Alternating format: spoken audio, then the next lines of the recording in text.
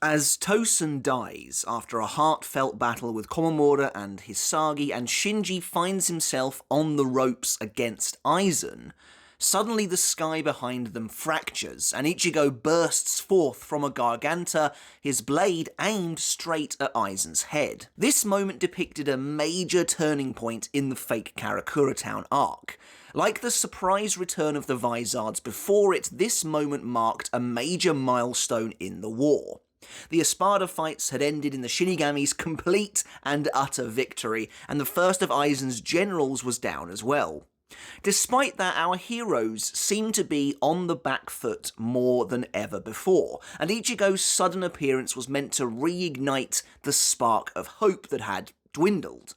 At last he had returned from Hueco Mundo, bringing with him whatever he had gained through his trials there. Ichigo's arrival set into motion the long-gestating final stages of the entire Arrancar War, and it was a very exciting time in the story.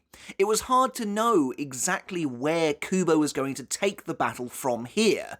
I mean, sure, Ichigo was going to face Aizen in some capacity, but what form would that take? And how would Ichigo avoid seeing Aizen Shikai, supposedly the key to defeating the villain that made Ichigo special among the Gotei 13's forces? Well, the answer to both of those questions came at the same time. The entirety of the Gotei 13's remaining fighters, including the Vizards, appeared before Ichigo in a flash, an incredible eclectic lineup of powerful warriors ready to fight for him to keep him from seeing Aizen Shikai. Aizen had a brief, personal, intimate duel with Shinji prior to this, but this battle, I would say, really marks the villain's first true fight in the series. We saw a glimpse of his raw strength at the end of the Soul Society arc, but now that power of his gets reaffirmed once and for all in an actual showcase of his near unbelievable force. So, in our latest battle analysis, we're going to take a look at what is arguably Aizen's most iconic fight, chock full of classic Aizen moments and a total spectacle for Bleach's most famous villain. Now, this fight represents both the very best and worst of the Arrancar arc in more ways than one. I love how personal this battle feels despite the large number of fighters involved. As Shinji himself says before the fight begins, they would never allow Ichigo to battle Aizen alone.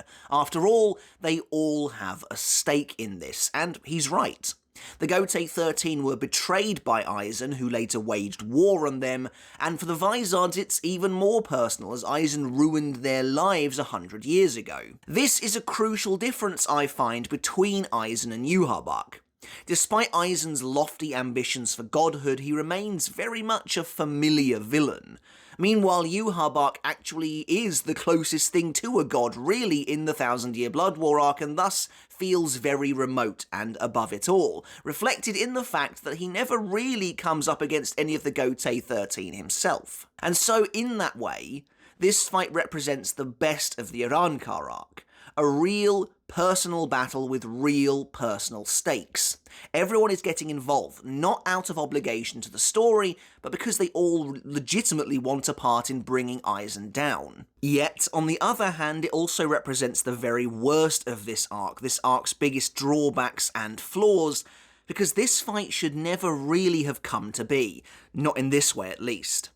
It's absurd that almost every single fighter is still available to battle Aizen here, and then be swiftly defeated by him.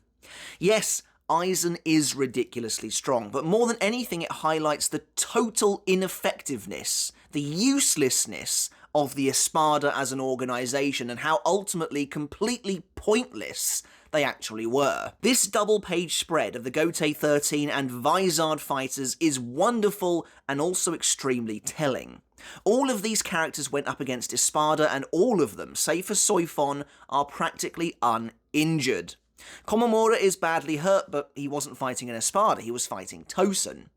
And then the fact that Aizen proceeds to defeat all of them in basically a single hit, one after the other, only serves to reinforce the idea that the Espada were essentially pointless. And sure, the series is self-aware about this to some degree. Aizen comments that he never expected the Espada to be so weak and so inferior to his own powers after taking out Harabel, but it doesn't make it sting any less.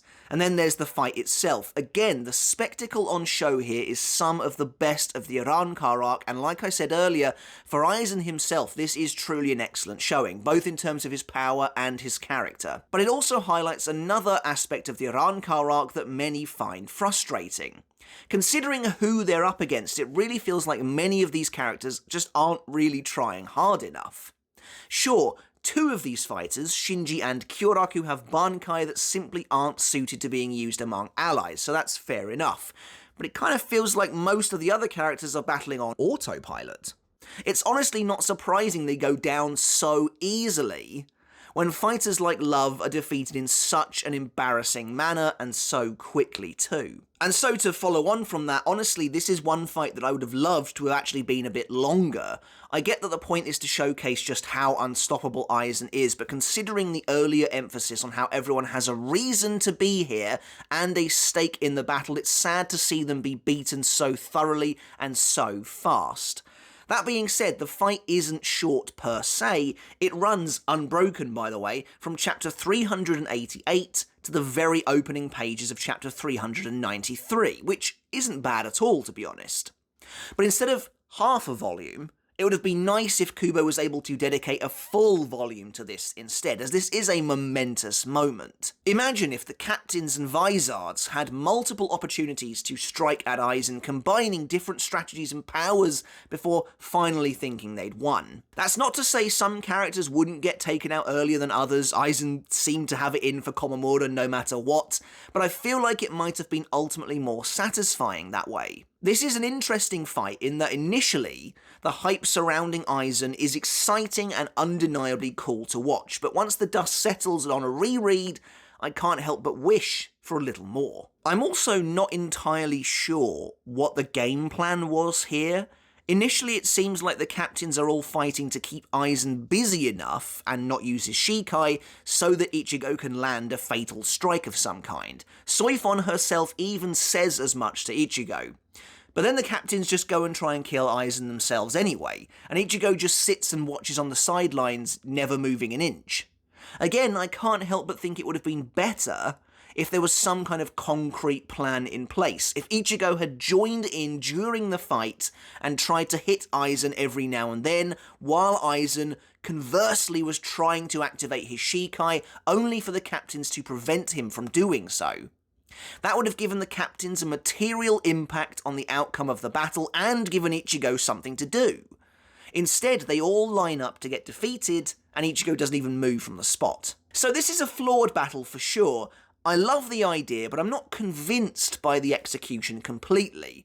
But that being said, the fight is still a joy to read, and the final twist is absolutely amazing. I once called it Aizen's greatest scene, and is probably worth the cost of admission alone. So with all that said and done, who's actually involved in this multi-man melee? Well, virtually everyone. Ichigo is being defended by a bumper bonanza of Gotei 13 warriors, both past and present. Kyoraku, Toshiro, Komamura, Soifon, Shinji, Rose, Love, Lisa, and Omaida? Technically, though he mysteriously vanishes the moment the fight actually begins. The vice-captains don't get involved, which is a bit of a shame, as I'd have loved to have seen someone like Hitsugaya attempt to attack Aizen alongside Komamura, especially after what just happened to Tosen, but I think it's believed most of them are either too injured or simply too weak to make a notable difference. But again, maybe it would have been cool to have them fighting on the sidelines. Maybe Izuru is trying to heal the captains, maybe they come down to him every now and then to get some healing before returning to fill the slots of other captains who now need healing. I don't know, multiple layers like that could have worked really well, and it would have given Aizen an excuse outside of just being cruel to go and take out Izuru and Iba later on. Really, the only warriors of note that don't get involved are some of the other older captains. Ukitake, who is lying dying on the floor, Unohana, who has arrived to treat the wounded, and Yamamoto, who is merely watching for now. In terms of the Vizards, Hachi is busy trying to stabilise the bifurcated Hiyori, while Kensei is battling Wonder Weiss off-screen, a fight that will remain off-screen too. Maybe Kensei is already down at this point alongside Mashiro, we don't know. Either way, most fighters involved in the Fake Karakura Town battle are gathered here in some way or another, for the fight that they hope will finally end it all. But how did we get to this point? First, some pre-fight context to help set up Aizen's epic takedown of the Gotei 13 and the Vizards. With Ichigo racing to the Fake Karakura Town, Unohana has informed him that he's the only fighter currently not under the influence of Aizen's all-controlling Zanpakuto, Kyoka Suigetsu, meaning Ichigo is the only person able to see things for how they really are. And this is important too for trying to decipher the truth behind the fight's final twist. Ichigo provides us with a lens through which we can view the fight as it is actually playing out. Arriving on the scene, Ichigo smashes through the sky, appearing right behind Aizen. It's a really epic moment. I remember absolutely loving the cliffhanger of chapter 387, thinking it was so exciting and that it marked a huge moment in the story. Ichigo and Aizen finally face to face once again for the first time since the end of the Soul Society arc. As Shinji and Komamura look on in shock, Ichigo tries to end the fight in a single stroke. A massive torrent of black energy comes screaming out of his weapon as he slams Tensa Zangetsu into Aizen, an explosion of power barreling across the sky. However, Ichigo is still reeling from the ramifications of his battle with Ulquiorra, and out of fear of not being able to control it, Ichigo doesn't use his hollow mask. As a result, when the smoke and energy dissipate, Aizen is revealed to be completely unharmed, having blocked the attack effortlessly using a small lime green Kido shield produced from the back of his neck. I love their meeting here. It's incredibly cinematic and truly a showcase of what Kubo does best: dynamic, beautiful art. I love that as Aizen's eye appears through the cascading darkness, he calls Ichigo Ryoka Boy, an obvious callback to the Soul Society arc, and like I said, the last time they met. Ichigo continues to helplessly try and swipe at the villain, but Aizen successfully taunts him, goading him into activating his hollow mask. And as Ichigo flings another Getsuga at Aizen, he grows more and more desperate, attempting to put distance between himself and his enemy at every turn. I think Kubo does a great job of showing how Ichigo feels a desperate need to succeed here, to defeat Aizen, but there is that innate nervousness about finally coming face to face with the big boss that's really affecting him here. Aizen takes the chance to prove to Ichigo that his efforts are in vain, appearing directly in front of him and even placing his fingers on Ichigo's chest. While Aizen continues to show just how in control of the situation he really is, this sequence really reinforces that Ichigo had no plan at all outside of just swing your sword and hope for the best. Aizen then attempts to talk Ichigo down, asking how he can possibly hate him as none of his friends are dead, and that with no hate in his sword, Ichigo can never defeat him. It's a nice speech. I like Aizen flipping the usual mantra of the heroes on its head, as he tells Ichigo that merely swinging his sword out of a sense of duty isn't enough to get the job done. In one of Aizen's coldest lines, he tells Ichigo that his powerless friends will just be dead weight, implying they're all holding Ichigo back simply by being alive. Had they been killed, he'd be unshackled and his rage would perhaps allow him to win. Everything that follows regarding Ichigo throughout the rest of this arc is designed to show him rising above that, above what Aizen is trying to turn him into. That being said, I always found this a little hard to believe as well. Aizen asks how Ichigo can hate him and what he's fighting for, but it's pretty obvious to me. to protect Karakura Town, which is about to be destroyed by this man. Ichigo's family and human friends are all in danger of death, and that seems like a perfectly good answer to both of Aizen's questions. As Ichigo's resolve begins to waver, however, Komamura suddenly steps in, grabbing Ichigo's arm and steadying his blade. This is another nice moment, though I'm surprised the captains all just watched and waited for as long as they did, to be honest. This is also Komamura's first interaction with Ichigo himself, which is cool. But Komamura warns Ichigo that guile and taunts are Aizen's weapons, and if he allows Aizen into his head, then he's already lost. Other Shinigami begin to appear rapidly around them, their silhouettes rushing like gusts of wind, and as Komamura tells Ichigo that he knows why he's come, he promises not to let him see Aizen's Shikai.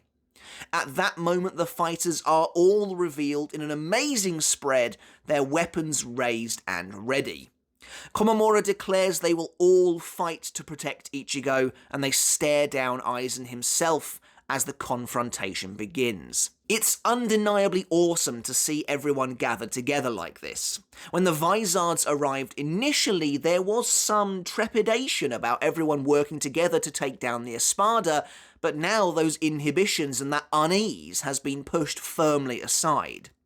And of course the artwork looks wonderful, though I have to admit, as much as I like Rose, him facing the other way is ridiculous and not as cool as he thinks it is.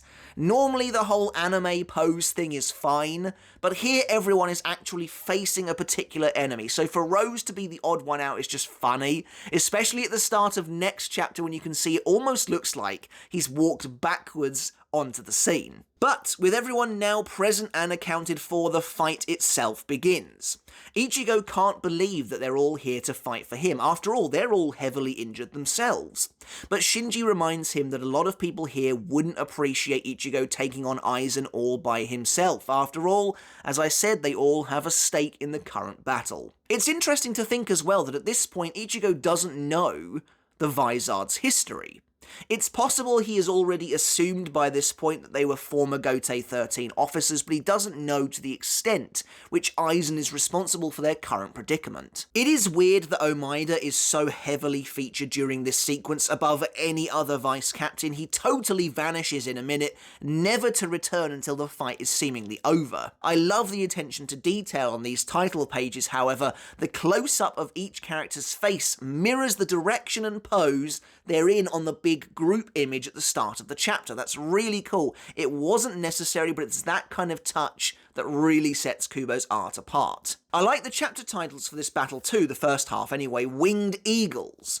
Earlier Aizen remarked that merely swinging a sword out of duty, and without any hate, lacing the attack is like being an eagle without wings. However, Kubo is playing with words here in a cool way. There are two potential angles with which to interpret these chapter titles. Either he's defiant in saying Aizen is wrong and the captains are winged eagles regardless, or, and this is the cooler option in my opinion, he's acknowledging that every captain here is fighting Aizen with a touch of hatred in their blade, even if they're trying to suppress it. Speaking of which, Hitsugaya is the first into the fray, swooping towards Aizen and locking blades with him. Aizen is quick to lambast Hitsugaya, calling him reckless for flying towards him like that without a second thought, but Hitsugaya counters by saying somebody needed to make the first move, and missing an opportunity to attack plays right into Aizen's hands. Hitsugaya then mockingly commends Aizen for not immediately using Kyokusuigetsu the moment the battle began. Of course, we know the truth.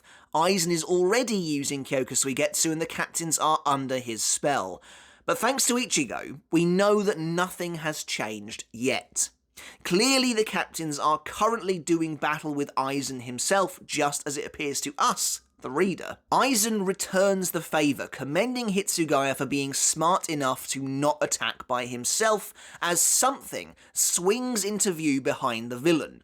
And Aizen quickly lifts his free arm, conjuring another Kido shield with which to successfully block Kyoraku's surprise attack. Katen Kyokotsu connects with the shield with a crash, splintering it like glass, and Kyoraku wonders if Aizen is calling them cowards for striking as a team. The rules of engagement in Bleach are often those found in duels, strictly 1v1 unless explicitly stated otherwise, so it's possible Aizen is calling them cowardly, though I doubt it, as he's almost certainly expected them to strike like this regardless as the situation calls for it. And frankly, they would have done well to attack Aizen as a group a little more ruthlessly throughout. But with Hitsugaya and Kyoraku having made the first move, Ichigo continues to watch from the rear. Beside him, Komamura speaks up again, thanking the boy for arriving on the battlefield when he did.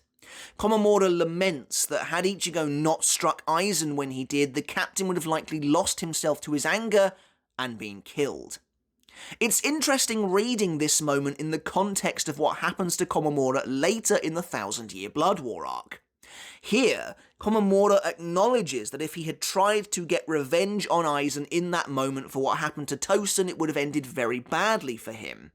Yet later the captain finds himself spiralling uncontrollably down that dark path in a much different, more permanent way.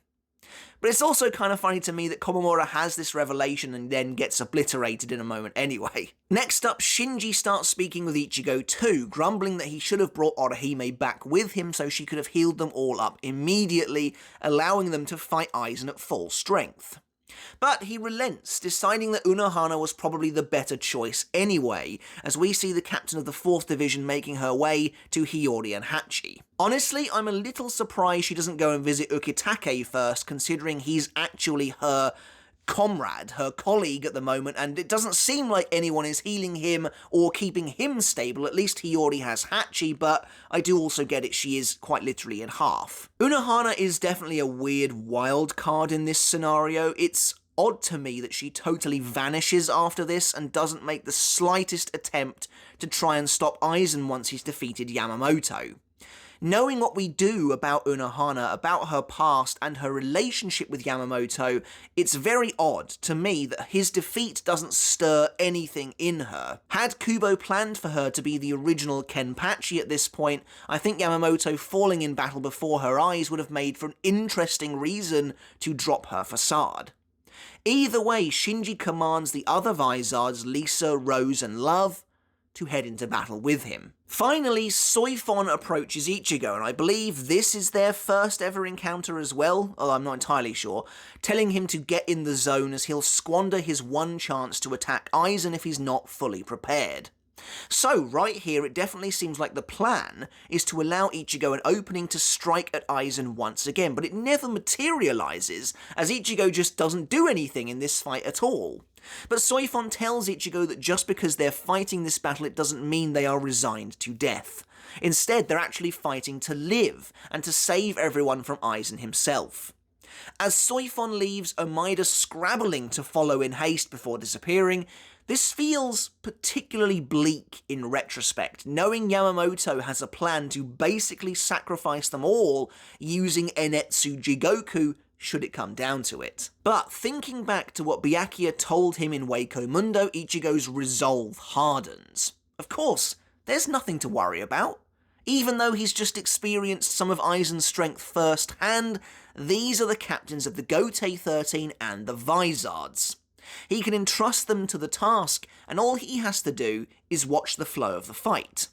Aizen is immensely powerful, but seeing those fighters flying away from Ichigo makes me wonder how well he would have done if they had all attacked him at the exact same time. But returning to the action itself, Hitsugaya then breaks away from Aizen, putting some distance between them. Hitsugaya then tries to insult Aizen, telling him that swinging a sword out of duty alone is what a captain does. It's what makes a captain fit to hold that venerated position of responsibility. To swing a sword out of hatred is nothing but violence. Hitsugaya coldly remarks that for promoting the idea of using violence in that way, Aizen isn't captain material at all. But of course the great irony here, as Aizen himself will essentially point out in a moment, is that of all of them, Aizen is the only one here that isn't really holding any hate in his heart or his blade. You can tell as well, I think, that Kubo adored writing Aizen. It makes sense. This character is perfect for expertly chipping away at his other characters, capable of bringing even the noblest of them down to their knees. Aizen muses that Hitsugaya is the captain who hates him the most of all, before wondering, though, if that hatred disappeared the moment Hinamori showed up to the battlefield all healed up. Recognizing that Aizen's words are starting to get to Hitsugaya, Kyoraku suddenly intervenes again, attempting to cleave Aizen in two from behind. As always, I love Kyoraku's disdain for the honour of fighting. Every strike he's making is an attempt to finish the battle in one go. And this is a great example of why it would have been cool for this fight to have been a little bit longer. A sword is only swung 3 times in this entire chapter. However, Aizen merely appears behind Kyoraku, saying he was in the middle of a conversation. It's something of an echo of the moment Kyoraku tried to strike Stark out of the blue while he was talking to Lilanet. Here, though, Kyoraku simply says that he's not a good listener when men are talking. He finds them boring, a nice little jab at Aizen. Unfortunately, though, it is too late. Hitsugaya is consumed by his rage, by the immense amount of hatred he feels towards Aizen for what he's done to Hinamori. And yes, unlike everyone else, Hitsugaya's anger is even more personal, and it is totally warranted. Hinamori is his childhood friend, and she joined the Gotei 13 to be with Aizen, yet he used her, manipulated her, and then tried to kill her when he was finished. It can be easy, I think, to get a little frustrated with Hitsugaya and how childish and hypocritical he can come across in this fight, but this is meant to be one big lesson for him. More than anything, this battle catalogues Hitsugaya's fall from grace. Yes, Aizen is fighting everyone, but he has a more laser-focused goal in mind than that. He wants to break Hitsugaya apart and cause him to give in to his darker side. The old saying goes that you're only as strong as your weakest link, and that's exactly what Aizen is trying to exploit here. The Arrancar Arc has spent a long time building Hitsugaya up, but this is the moment it finally all falls down for the character. Hitsugaya activates bankai in a stream of ice and mist, telling Aizen that he's right, there is hatred in his sword. Hitsugaya then, enraged, says he didn't come to fight at all, he's here to brutally kill Aizen with violence. As Aizen looks on, Kyoraku grows concerned, warning Hitsugaya to stay focused. A lovely bit of foreshadowing, and an expert way to demonstrate the difference in experience and maturity between the two captains. That being said, it's not like Kyoraku doesn't let himself get caught off guard when things get personal either, as we see with both Ukitake and later Yamamoto. But as the next chapter begins and Hitsugaya emerges from the ice cloud, he angrily barks that Aizen most likely wants to say that if Hitsugaya has hate in his sword, then he isn't captain material either. And to that, he'd be correct. Hitsugaya declares that to kill Aizen, he would happily give up his captaincy. On the one hand, this shows just how much Hinamori means to the young captain. On the other, I wish Hitsugaya had suffered some consequences of this fight. Of course, he pays the price in a big way for losing control at the end of the battle, but ultimately, nothing really comes of it in the end. Imagine if Hitsugaya had actually been demoted as a result of him basically costing everyone the fight. That could have been a really interesting scenario. But Hitsugaya, now in bankai, flies towards Aizen, roaring that he will show him no mercy and give him no chance to use Kyoka Suigetsu. But as the battle continues, Gin watches from the background, amusing himself with the captain's attempts. Hearing Hitsugaya say he'll give Aizen no chance to fight back reinforces to Gin that they really have no idea what they're up against.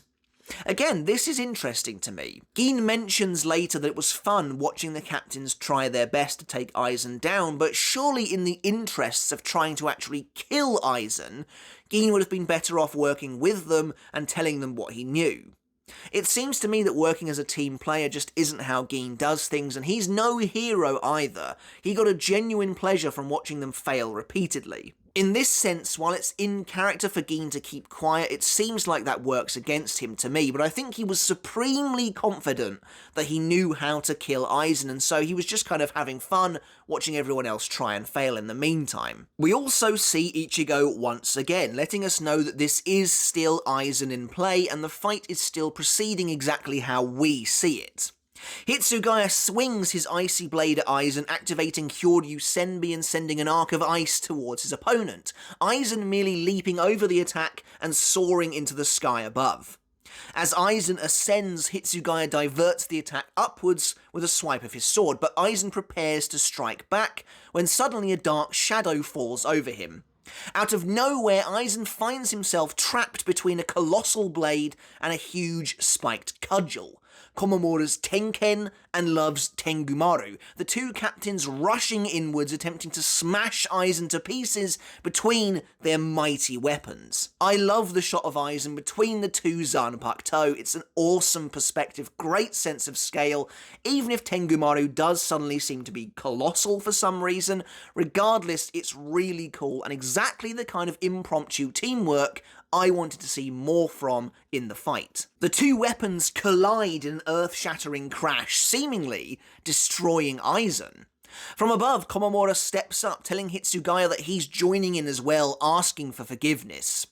I like this little detail. Komamura was clearly moved by Hitsugaya's rage and his speech, and probably feels bad about getting involved further, but also that he has no choice. Plus, as mentioned extensively already, Hitsugaya isn't the only one who wants to bring Aizen down, who feels like they have a role to play. Why shouldn't Komamura join in the showdown? By the way, this is one of the rare instances of Komamura actually using his Shikai. Unfortunately though, Tenken is suddenly destroyed, a violent burst of power reducing the giant blade to shards. From within a cyclone of dust, Aizen emerges with one of my favourite Aizen moments ever. He asks Komamura if he thought he could overpower him before simply smirking, calling the captain a fool. However, he quickly takes it back, merely saying that their understandings of power are fundamentally different. Another classic Aizen quote, before promising to show Komamura what real power is. Aizen appears above the captain, his blade lifted in the air, instantly activating bankai in one of, if not the smallest bankai activation panel ever. Komamura calls upon Kokujo Tengen Myo, only for Aizen to carve the giant warrior in two with a single slash. A waterfall of blood sprays from the soldier and from Komamura, both of them losing an arm in the strike. Again, Kubo's artwork is so incredibly on point here. The angle of the giant's arm falling from below is so great. But Komamura isn't about to be beaten in a single hit, and howling animalistically he attempts to strike Aizen again with his shattered blade, but Aizen lightly blocks it, swatting it away before slicing Komamura across the torso, defeating the captain. As blood gushes from Komamura's mouth, he is the first captain to fall, and why am I not surprised? Aizen seems to respect a lot of the captains, but for some reason, I don't think he has a shred of respect for Komamura or Hitsugaya out of the lot of them, and actively enjoys dunking on them both. As a fan of both Aizen and Komamura, this scene does tear me up. Aizen being able to one-shot a bankai like that is pretty crazy, using the bare minimum of effort as well, but of course it's not the first time he's done it either. Don't forget that Aizen does the same exact thing to Hitsugaya, both in the Soul Society arc and then again here in this battle later on. The fact he blocks Komamura's weapon with so little trouble feels a little insulting to the character, who simply can't catch a break, but alas, this is Aizen we're talking about. Maybe we should focus on being impressed by the fact that Komamura is the only fighter here in this entire battle to take more than one hit from Aizen before going down. As soon as Komamura collapses, however, both Love and Rose leap into action in a very cool panel. Rose flings Kinshara at Aizen, but Aizen simply catches the golden whip, rendering Rose's Shikai immediately useless. Though I wonder why Rose didn't just instantly activate a Sonata and attempt to blast Aizen.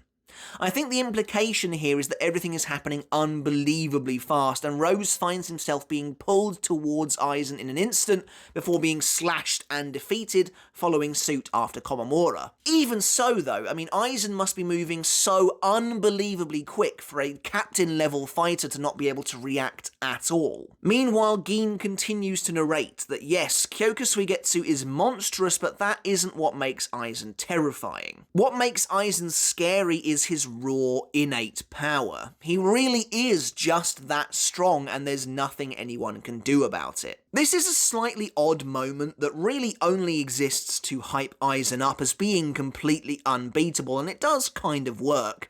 Gin seems to have a twisted admiration for Aizen that doesn't really float with how he feels about him in reality.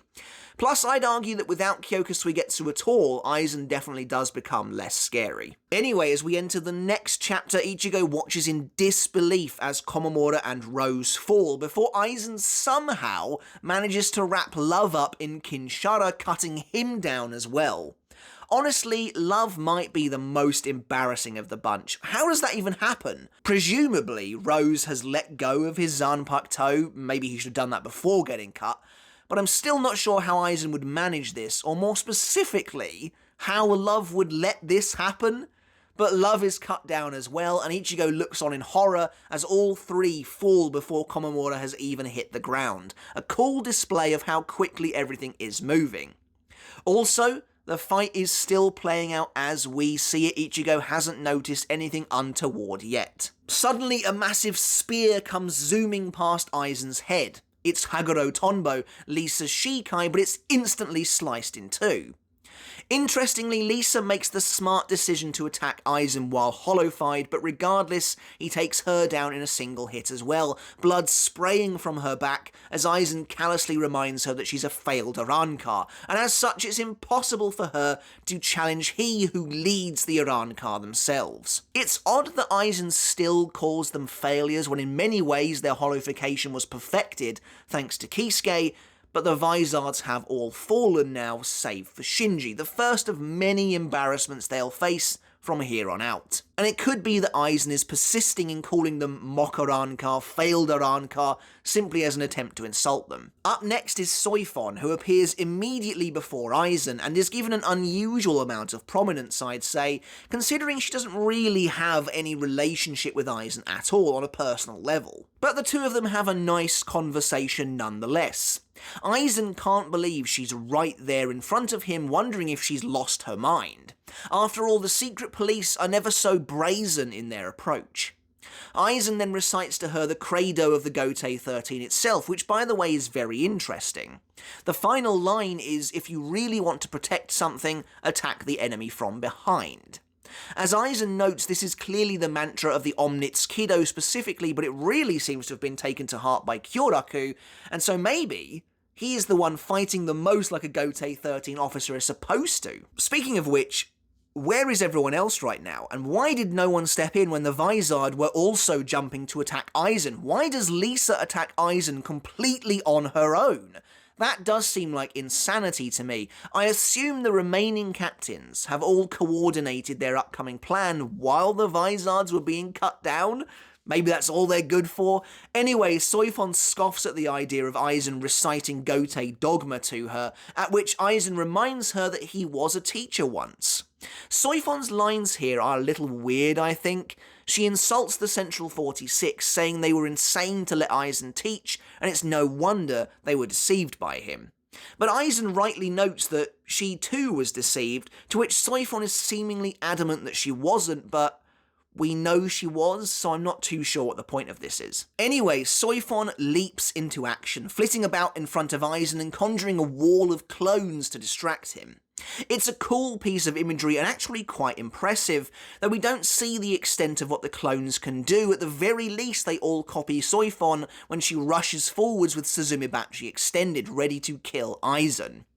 As Aizen prepares to meet her, lifting his blade, his arm is suddenly frozen in place by a surprise attack from Hitsugaya, shocking him. Now, this is where things get weird, and we have to ask ourselves, Is this still Aizen? Personally, I assume it is, though things must be being set into motion at this point, but Ichigo still hasn't said a thing. With Aizen's attention turned to his frozen arm momentarily, Soifon appears in front of him, stabbing him in the chest with her Shikai. Pulling her arm back, she activates Nigeki Kesatsu and deals the finishing blow, stabbing him again in the same spot, presumably instantly killing him. Except, of course, she doesn't. Looming over her with a shadow on his face, Aizen grabs her hand, musing that she has an interesting technique, however, it'll never work.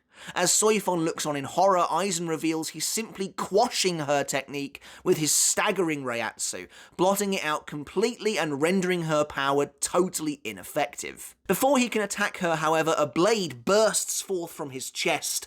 Aizen is casting a shadow on the ice, and from the darkness behind him, Kyoraku rises up, looking very badass by the way, retrieving Katen Kyokotsu from Aizen's back, blood spurting out of the gaping wound in the villain's chest. And this is where we now need to bring up the ending, and how this twist can possibly work, as there's now our first discrepancy. Kyoraku has seemingly stabbed Aizen through the back, but when we next see the real Aizen, he doesn't have any wounds at all. Which means unless his vision is somehow obscured, Ichigo must be seeing the truth right now. The captains aren't really attacking Aizen. It's possible the big switch happens the moment Aizen's arm is frozen. Remember that Kyokusuigetsu controls all 5 senses, so the captains absolutely can be led to believe they're still striking a tangible object, even if nothing is there at all. It's also possible the switch happens after Aizen stops Soifon's attack, and while this is possible, it feels unlikely to me as I just don't think he would have reacted fast enough to avoid Kyoraku's Kageoni were he really there. I mean, you see it play out in front of us, the fake Aizen has no idea that's about to happen at all. Let's carry on for the moment as there's a bit more weirdness to attest to. Hitsugaya appears behind Aizen and rushes him, ready to deal the final blow. Aizen breaks free of the ice and turns to face Hitsugaya head on, thinking to himself that Hitsugaya is a fool for rushing in at the first opportunity before suddenly realising the truth. Shinji is using his Shikai Sakanade, meaning that everything is actually backwards. And so Aizen is impaled through the back by Hitsugaya, seemingly ending the fight once and for all. In the moment, it's a really great piece of captain teamwork. The final stinger that is Shinji's reveal with that satisfying smirk on his face is excellently done. I love the ferocity as well with which Hitsugaya is stabbing Aizen, forcefully pushing the end of the hilt through his foe's back to make sure it's done. But of course it's never going to be that easy, and we have to return to what I was discussing a moment ago. What's actually going on here, and why doesn't Ichigo speak up until it's way past too late? To answer the second question first, there are a couple of potentially logical answers here. The first one being that the switch happens so imperceptibly fast that even Ichigo, who can see everything as it's actually playing out, by the time he realised what had happened, it was already done, it was too late. But that doesn't track with Aizen himself. Aizen must be there in real life, or else Ichigo would have noticed the captains were fighting thin air all this time. But we know that Aizen isn't wounded by Suzumebachi or Kageoni. To make matters even more confusing, Kubo has us hear the inner thoughts of Aizen just before he's stabbed. But this Aizen clearly doesn't exist, so is it really going to have an inner monologue? There is one other possibility. Remember, everything is moving very quickly, so if Aizen switched around the time he blocked Soifon's attack, Ichigo wouldn't have long to say something, and it's highly possible as well that while Kyokusuigetsu doesn't work on Ichigo specifically, Aizen is using his Zanpakuto's illusory powers to block the hearing of the captains. He only lets them hear Ichigo when it's too late to do anything about it anyway. I kind of like this idea, but again, I don't think the evidence we see in the chapter itself really supports this. It's not like Ichigo has been screaming himself hoarse for a few minutes now. When we see him, it's a good couple of minutes after Aizen has already been stabbed and defeated, and he seems to have only just worked up the ability to say anything at all. Imagine if, I don't know, just before Hitsugaya makes his final stab, Shinji looks over at Ichigo, and Ichigo is like screaming something at him, but he can't hear him. And Shinji thinks, oh, that's kind of weird, but, we're about to win, so let's finish this and then I can see what's going on with Ichigo.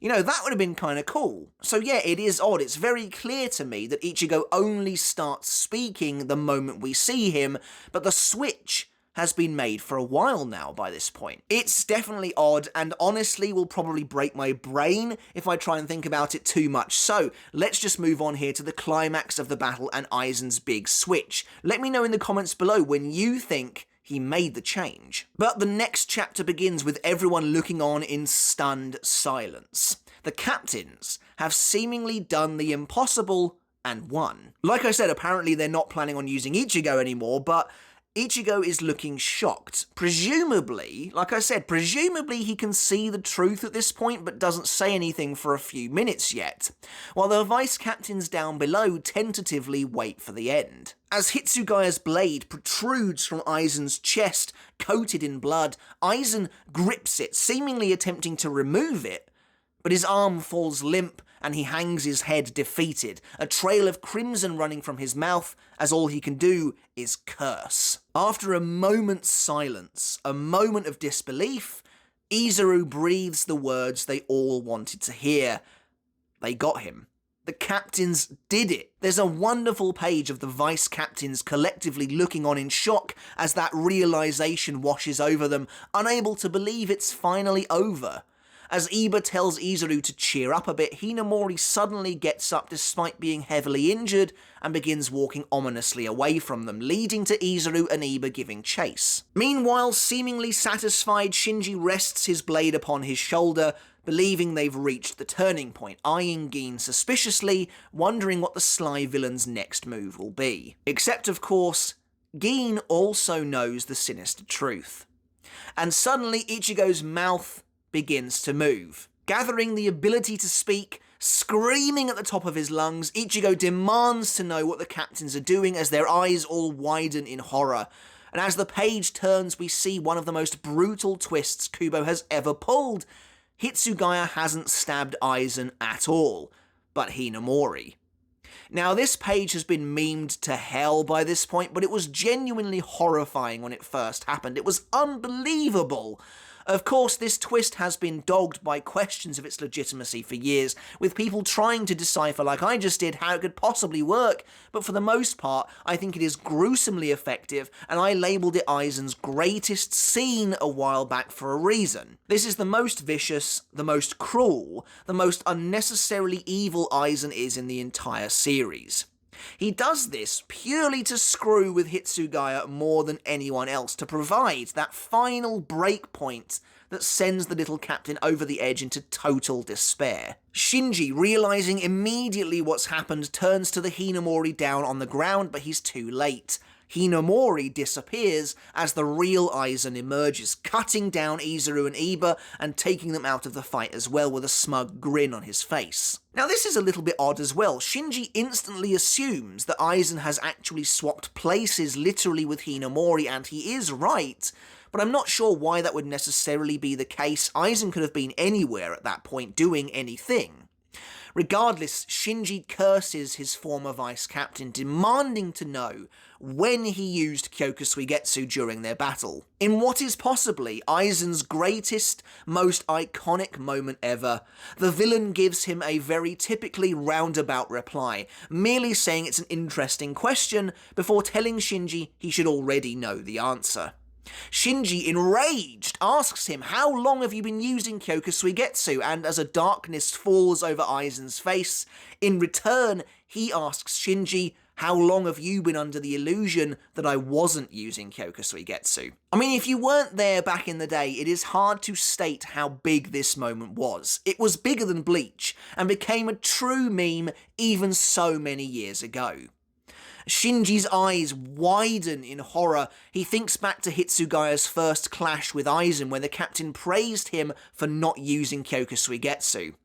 Realising that Aizen has been using it throughout the entire fight in a really cool visual moment, Shinji can do nothing but grit his teeth in defeat, realising they've all been played since the very beginning. But even then, I'm not really sure it works. We already knew that Aizen's Kyokusuigetsu lingers forevermore. Those placed under the spell will remain under its spell forever. Only Ichigo was safe from that, hence why they were fighting to protect him. But since Ichigo never reacted in any way until the end, it's safe to say that nothing changed until that moment.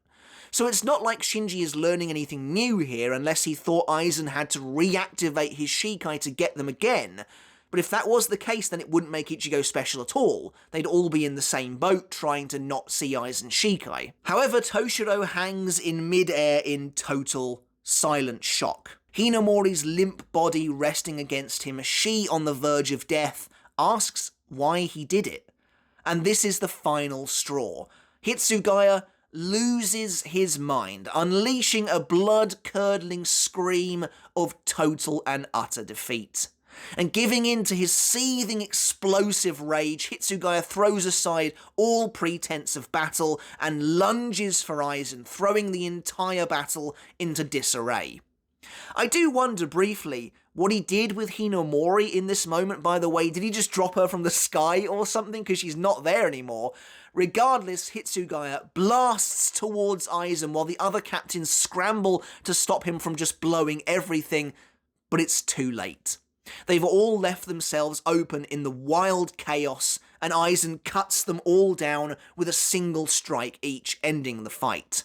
A shadowed Aizen simply steps past them all, Hitsugaya, Kyoraku, Shinji and Soifon all struck in the sky, blood spurting into the air. As awesome an ending as this is, I will say I'm probably a little biased, but I never liked how Kyoraku and to a lesser extent Shinji were taken out in a single hit like this. First of all, I don't think they'd leave themselves that open, and secondly, I think Kyoraku at least is probably a little more durable than this. After all, in his battle with Lil Barrow, he's walking around even after having been blasted multiple times and having literal enormous holes in his body, so I don't know, it is Aizen, so it's very hard to say, but I kind of feel like Kyoraku might have been able to hang on a little bit.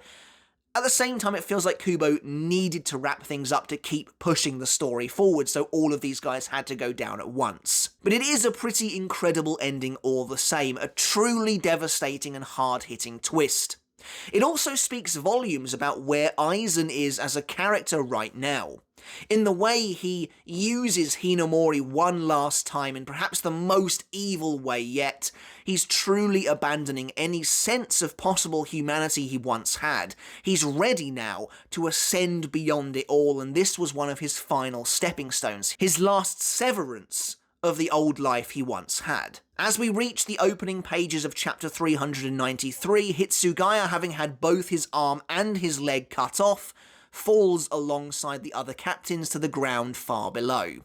Aizen notes that with their strength, they likely won't even fall unconscious. Instead, he instructs them all to watch helplessly as the battle comes to an end. And that brings Aizen versus the Gotei 13 and the Vizards to a bloody close. It's a neat little battle, really unlike anything else in Bleach. I do wish it were a little longer, and maybe even a bit more complex, but I like the self-contained aspect of the writing here. It's cool that Hitsugaya undergoes an entire arc in these few chapters, and I like how effectively Kubo foreshadows the little captain's implosion, and how that brings ruin upon everyone else as well. In my opinion, the biggest shame is that despite there being so many fighters involved, many of them don't really do anything at all. Rose, Love and Lisa are all taken out in a single hit without so much as a line of dialogue between them. And then there's Ichigo. I can't help but feel he could have had a more interesting role to play here. It kind of feels like the goalposts shifted very suddenly for what this battle was meant to be. Originally, the captains were trying to get Ichigo an opening, but then they just decided to end Aizen themselves. Maybe Kubo was trying to say that the hatred that made them all winged eagles was taking them over and became their undoing. It's hard to say for sure. Regardless, I do appreciate this fight a lot, and it does add a very nice spin on the end of the Fake Karakura Town battle. But of course, the villain is the star of the show here, and it really is, I think, Aizen's most iconic battle in Bleach, and with Aizen being my favourite character, well, that stands for a lot. But that's it for the video, guys. I really hope you enjoyed it. Let me know your thoughts down in the comments below on Aizen versus the Gotei 13 and the Vizards. What do you think of this fight? Is there anything you'd like to see done differently with it? And what's your favourite moment in the battle? Do please let me know your thoughts down in the comments. As always, I want to end by saying a massive thank you and giving a huge shout out to my Patreon supporters. I really do appreciate each and every one of you so very much. Thank you for your constant support. It means the absolute world to me. If you enjoy what I do here on the channel, you too can support me over on Patreon to get your name in the credits and to get every video I release absolutely ad-free. That's it from me though, guys. Once again, I hope you enjoyed the video. Until next time, I'll catch you later, and I'll see you then.